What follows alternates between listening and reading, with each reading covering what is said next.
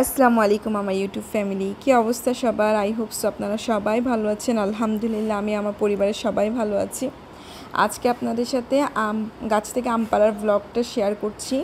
এটা অনেক আগেরই ফুটেজ, কিন্তু শেয়ার করব বলে আসলে শেয়ার করা হয়নি। তো আজকে টাইম পেয়েছি, সেই কারণে আজকে এই ব্লগটা শেয়ার করে নেওয়া হচ্ছে আসলে।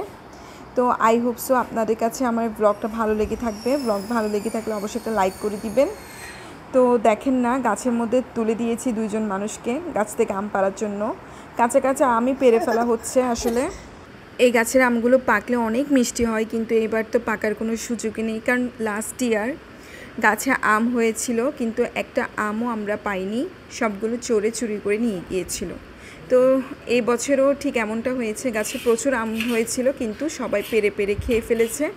তো লাস্ট টাইম আমরা এই কিছু আম পেয়েছি, আর এই আমগুলো আমি পাড়াপড়শিকে দিয়েছি, এরপর আত্মীয় স্বজনের ঘরে দিয়েছি।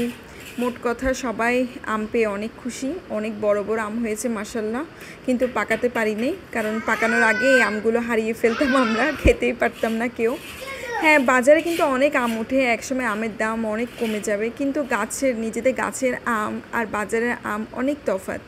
তো যে কারণে আম পাড়ার একটা আনন্দ আছে, গাছ থেকে আমগুলো কুড়িয়ে রাখার একটা আনন্দ আছে, আবার আমগুলো পাড়াপড়শি আত্মীয় স্বজন সবাইকে দেওয়ার মধ্যেও একটা আনন্দ আছে।